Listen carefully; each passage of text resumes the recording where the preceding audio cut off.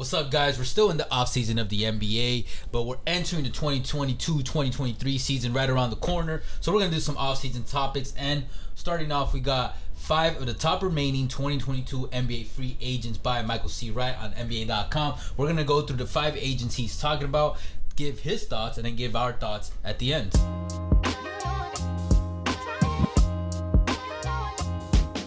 So Wright started off with, these talented players can help teams in a variety of ways, whether it be scoring punch, long range touch, or clean up the glass. And let's just jump into it real quick. We got LaMarcus Aldridge from the Brooklyn Nets, unrestricted. Now, what were his 2021-22 stats? Well, he averaged 12.9 points per game, 5.5 rebounds, 0.9 assists per game. And he said, you probably forgot about Aldridge because the 36-year-old didn't play a second of Brooklyn's brief 2022 postseason run, but the man can still go, not as fast as we've seen in the past, and he remains almost automatic in the post and in the mid-range. Aldridge shot 55% from the field last season, and he's still hungry to capture his first title after 17 seasons. And look, man, I'm going to have to agree with Mike over here. Maybe it's a little bit of biasy. I've been a fan of LaMarcus Aldridge since back in the day. Has he been annoying? Sure. Was healthy LaMarcus a little egotistical and all that shit? Of course. A little dramatic? Of course. But even then, especially now, he does what he needs to do. You know what I mean? Back in the day, he did a lot. Now, I still think he can be a noticeable benefit to a championship contender. I think that's the perfect role he can play. And the way I kind of think about it is in 05-06, the Heat had actually 05-06 Heat and 2010-2011 Mavs. They had a lot of vets on their team. You know what I mean? They hadn't won championships, and Pat Riley put that team together in 06, and then the Mavs obviously with Kidd winning his first title. You put vets together, and they can do really well in role positions better than some of the young role players. And I think LaMarcus on the right team can still do that. Yeah, and I think that right team, like I said in that article, that guy still has something left in the tank, shooting 55%. A big man that can space the floor, give you some good minutes, a punch off the bench, that's pretty good. Golden State can use that. And one thing I want to mention is something that people don't mention enough with stars or all-stars or superstars that are like in their second, the tail end of their career, or especially post-injury, is that when they've reached that peak at some point, sometimes, even after all that shit, they can still reach into that pocket. You know what I mean? Of course. And I think Aldridge can reach into that pocket in a game, you know what I mean, or a fourth quarter, and he just look at Al Horford. There's a perfect example. You know what I mean? Al Horford for the Celtics this postseason was insane. Fountain of youth. And yeah, which I think kind of transitions into our next player to talk about, Carmelo Anthony, LA Lakers unrestricted. I actually recently read that there's talks about him joining the Celtics. Yeah. Yeah, man, there you go. What the fuck? His 2021-22 stats were 13.3 points per game, 4.2 rebounds per game, 1.0 assists per game. And Michael said, we hear quite a bit about the need for teams to keep around veterans to teach young players the ropes, similarly to the way Miami uses UD. It's an added bonus when the vet can help team win games, which is exactly what we've seen from Anthony in his last 2 stops.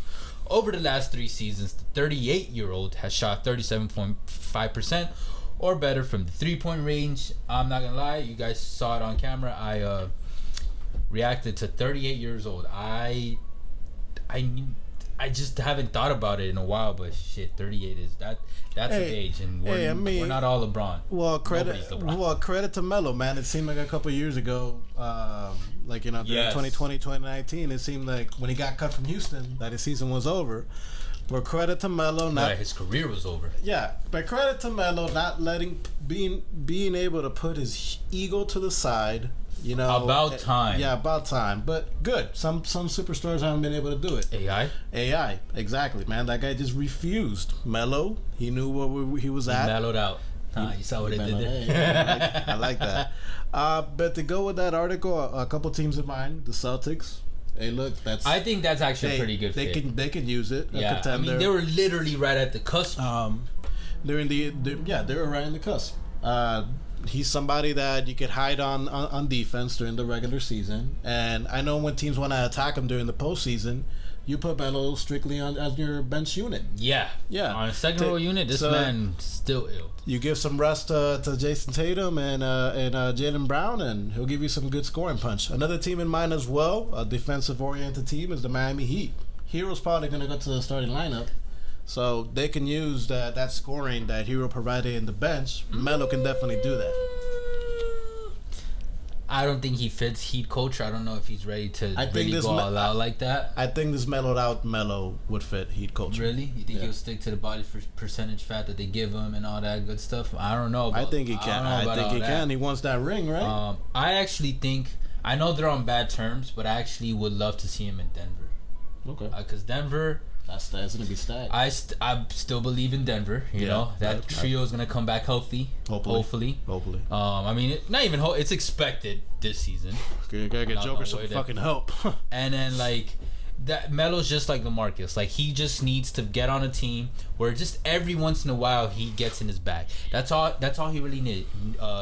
Required of him. I mean, he was getting in his bag with the Lakers. The Lakers just was a dumpster fire, man. And what's great about Melo and his game is that when you're a shooter, it is well known, you have a much easier route to be able to have a long career in the NBA. Absolutely. And as long as he just keeps, a la JJ Redick, a la who else? Antoine Walker back in the 06 Heat. I'm just tippy toe 3. That's all you really need to do. I mean, there's a reason Danny Green keeps getting jobs in the NBA, even though he kind of goes in and out. Okay, but I think Danny Green after that injury, he's done. Whoa, chill. Yeah, I hope not, man. I like Danny. He's a cool ass person from what I've seen. All right, but yeah, Denver. I know y'all are not on good terms, but give Carmelo a shot. That was his heyday. I'm gonna be honest too. It's not the Knicks or any other team that he's been on. It's the Denver. I think we could all agree on that, right? Yeah, no, of course, man. You think about Melo, man. You think about that 05 cover in NBA Live. Remember that and shit? Syracuse. And LaMarcus, I don't know. I actually don't know where he would fit really well on right now. But I think he could actually still go back to Golden State. Golden State would be a good one. I like that one, actually. Golden State. Yeah, pretty good. All right. This guy, as you guys see the update, James Harden, Philly 76ers, unrestricted. 21-22 stats, 22 points per game, 7.7 rebounds, 10.3 assists. James Harden and the Sixers have reportedly agreed on a 2-year, $68.6 million deal. Harden made the move to take less in what's expected to be the shorter deal to give himself more flexibility, as well as the team, which is working to improve a roster that already has the 2022 MVP runner-up, Joel Embiid. Look, they made some moves. The 76ers, credit to them. They stole PJ Tucker from the Miami Heat. They didn't steal him, bro. They poached him. They weren't gonna pay him that much. No, the Heat did the right thing. And the next player, believe it or not, on the list as well. They got Montrezl Harrell as well.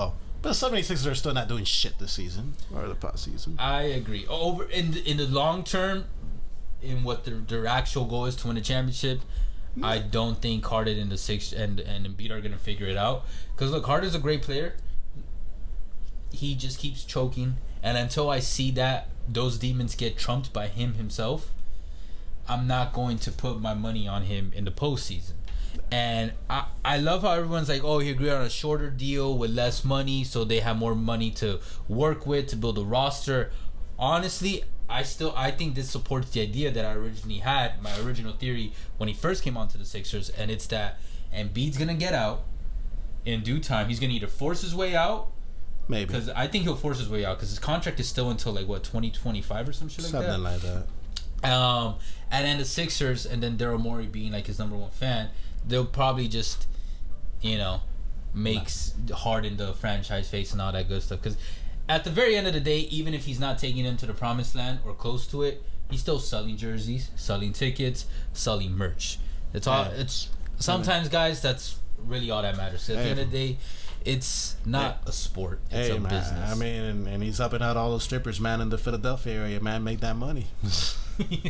Bring awareness to nightclubs. Let's bring down to Montrezl Harrell, Charlotte Hornets, obviously not no more, unrestricted. Went to the Sixers. 2021-2022 stats, 13.1 points per game, 6.1 rebounds per game, 2.0 assists per game. It's wild to think Harrell has played for 3 teams since 2020, now 4, when he won 6th Man of the Year with the Clippers, because his play certainly hasn't fallen off. Not to mention the big man is just 28 years old. Harrell's future could be somewhat in doubt as he's facing a felony drug charge stemming from a traffic stop last month. But guess what? Philly said, fuck you. No, man. We'll take the risk. Look, man, like the great Stephen A. Smith used to say all the time, man. Stay off the weed. I'm like, bro, come on, man. I like weed as much as, anybody else, man. But if you're making millions of dollars, man. Oh, that's so easy to say no to. They offer, bro. Like, you could do better. Yeah, but I actually think, it ties in exactly what we just said about Harden giving the Sixers a little room to play with money-wise. And guess what? They use that money for Montrezl Harrell. Honestly, in a way, guys, stick with me here. Adding Montrezl Harrell is a bigger addition to the Sixers than keeping Harden. If you get what I mean. Does that kind of make sense? You get what I mean? Like, his impact is going to be more noticeable than just keeping Harden onto the Sixers. Make sense? Don't quite get it, but okay. I know. I'm not sure entirely if I'm myself making full sense. But yeah, I think Harrell is a great addition to the team. I actually think Embiid's going to fuck with him hard. And what I've liked about Harrell is that he shows up in the postseason. He shows up when he showed it on the Clippers. Oh, I see what you mean. Time him like PJ Tucker. Okay, because look, what the 76ers needs is more guys like glue guys that are going to help out with the shitty ass chemistry. Because keeping Harden on the Sixers, while it keeps them as a contender, doesn't really move the needle as much. Maybe I could be wrong, because look, I'll say this much. Harden has lost massive amounts of weight, and maybe along with that massive amount of weight, because that takes a lot of dedication and shit, you know what I mean? Maybe he's also shifted and worked on his mental strength for during like pressure moments and anxious moments and etc. Maybe. So maybe there's that. But then with Harrell, it's proven. You know what I mean? And like they said, only 28. 28. Spring chicken. Everyone likes to say it. There you go.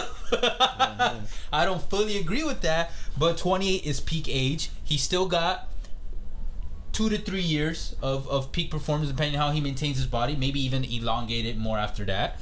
Just lay off the weed, bro. And maybe the weed helps. I mean, it helps you fall lay asleep. Off the snacks, lay off the food, and don't do it too. Actually, not as if don't do it too. Well, actually, don't do it too often because that shit does. You know what I mean? Keep it occasional, man. Lazy. But most importantly, don't get caught, bro. Yeah, exactly. Don't get caught. That's the name of the game in anything in life. Exactly. And lastly, we got Dennis Schroder, Houston Rockets, unrestricted, the man who lost the bag. 2021-2022 stats, 13.5 points per game, 3.3 rebounds per game, 4.6 assists per game. Played 49 games for the Boston Celtics last season before moving on to the Rockets in a trade. Schroder appears to be another player likely sitting in limbo until something happens with KD. The speedy 28-year-old could be a fit for several teams looking to add depth in the backcourt. Given the youth movement currently taking place in Houston, it's unlikely Schroder resigns there. Well, look, the good news for you, my friend, is that the KD bullshit got resolved. Not what the NBA wanted, but it didn't get resolved. It got postponed. There we go. Postponed, whatever word you want to use for that. The bad news is, my friend, is that your ass still doesn't have a team. So, but I got you. Don't worry. But where could he fit? I think the Mavs would be a good fit for him. It can give him playing time. He'll be able to fit that hole, that scoring punch, that secondary scoring punch that the Mavs need. Him alongside Luka would be nice. Yeah, Brunson, he got the bag with the Knicks. Hey, you got Dennis for that. You got Dennis Schroder coming off the bench, or I don't know, you put him in the starting unit with the Mavs. You get playing time, and you're playing with a contender. That'd be pretty good. If I'm Dennis, honestly, I would go for a 1 or 2 year contract. 1 year contract, build your value up again. Yeah, but like the thing is, he'll be 29, 30. Not many teams are gonna give you, you know what I mean? Yeah, they will. Look at PJ. Crazy contract. Look at PJ Tucker, man. That guy's 36, 37. Bro, his contract, the one that he lost the. I know. I mean, that's not coming back. I mean, yeah, but if he blows up, he gets some good money. Like drops averages 20 to 25 points per game. I don't know, a good 15 to 18 points a game coming off the bench, or like, you can get a nice bag. You can get like 5 to 10 mil a year, 10 to 15 mil. I don't know, man. Hey, Jalen Brunson out there is getting 100 mil. Jalen Brunson showed up though in the postseason. Now, if he shows up in the postseason, things may change. Yeah. I like him. I like the Dallas. I also think he could do well on the Hawks. Believe it or not, I think he could show. Not as a starter, but as a backup. I mean, he played for the Hawks. He got drafted by the Hawks. Yeah. But with Trey, I think he could show Trey some things and vice versa. And then if I would Trey take some lessons from the vet, you know what I mean? Maybe. Learn what not to do. Right. He's a little... If I was him, I would really try to maximize being Sixth Man of the Year. I think he's in the perfect position for that. Because he can still play. You've seen some of the highlights on Twitter. There was one that was going around. You know what I'm talking about? Yeah. Where he did the almost 360. Yeah, he can still ball. And I'm hoping he does achieve it. Also, I think Toronto's not doing too much. I'm thinking of teams where he would have flexibility to actually show off some of his offensive. Yeah, he'll get playing time and he'll be playing Exactly. for a contender. That's why I say the Mavs. And then. Yeah, I think that's the best one that I like off the top. I'm going through like all 30 teams. Dude, I actually really like that. Alongside Luka? I mean, I'll say the Heat maybe, but I'm like, I would take him on the Heat, honestly, because like, look, Kyle Lowry's old. But they Boom, but Gabe Vincent's a good guy to have off the bench. But Gabe, hey man, don't put Dennis Schroder don't is still a better player than Gabe Vincent. Okay. You've seen Schroder's peak, you know what I mean? And while it's not like consistent, maybe in the Heat culture it could be consistent. Actually, that's not a bad idea. Right. And then have Kyle Lowry coming off. Maybe not the bench, but coming off the bench. They'll switch. You're you know not what I paying mean? $30 million. Somebody will come off the bench, bro.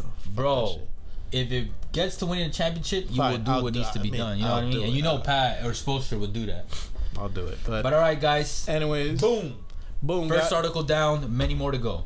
Anyways, guys, as always, been a long time, but appreciate all the love and the hate.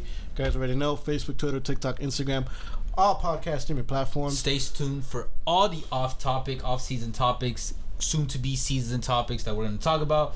Because, hey, the videos are going to roll out right now. We back. Anyways, we'll catch you guys soon, but now later. Take care.